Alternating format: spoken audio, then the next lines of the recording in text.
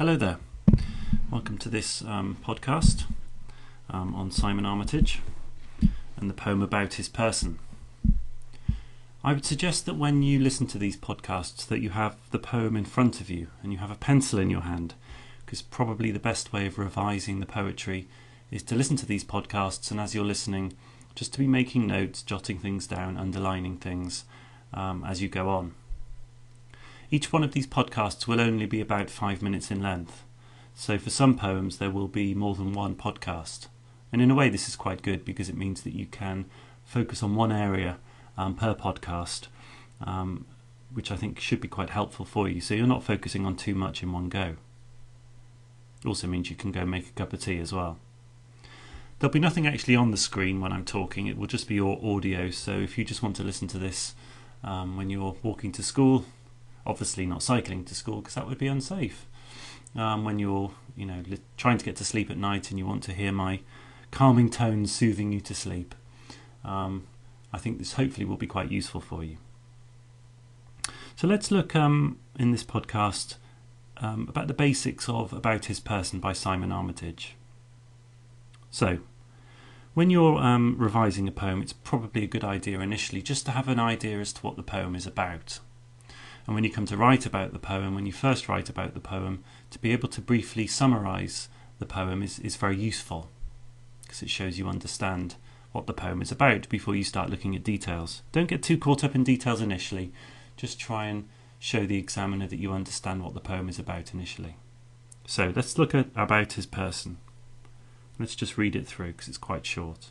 £5.50 in change exactly, a library card on its date of expiry, a postcard stamped, unwritten, but franked. A pocket-sized diary slashed with a pencil from March 24th to the 1st of April. A brace of keys for a mortise lock, an analogue watch, self-winding, stopped. A final demand in his own hand. A rolled-up note of explanation, planted there like a spray carnation, but beheaded in his fist. A shopping list. A giveaway photograph stashed in his wallet, a keepsake banked in the heart of a locket. No gold or silver, but crowning one finger, a ring of white, unweathered skin.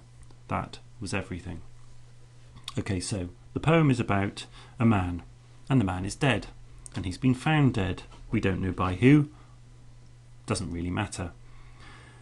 But he's a dead man, and he's got things on him, and these things on him tell us something about him. They are about his person, as in they are on his person, but they're also telling us about this person. They're telling us something about him. But what we notice straight away is all of these items are rather curious. They're rather unusual. They're rather cryptic. And by cryptic we mean they're difficult to decipher. You can't pin down exactly what these items tell us about this man. And in many ways this makes it a little bit of a frustrating poem to read. We can't nail this person's identity, this person's character, based on the things that he has on him. But each of these items must have something significant to do with him. £5.50 in change exactly, a library card, a postcard, a diary, some keys, so on and so forth.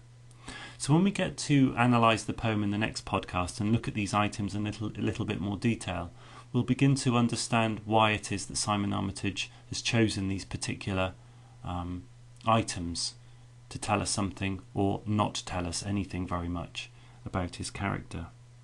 So when we first write about this poem, when we first talk about this poem, we would talk about how Simon Armitage is exploring identity.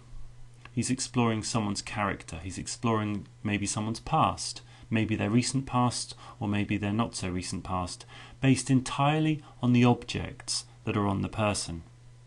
And as we go on in this and look at the poem in more detail, we'll begin to realise that what Simon Armitage is telling us is that it's very, very hard to pin a person down by the things that they have on them, that we're more than just the objects, and that this deliberate cryptic and confusing nature of these objects tells us that actually it's very, very hard to really understand someone by the objects that they carry. We'll look a little bit more in the next podcast about the details of the objects themselves.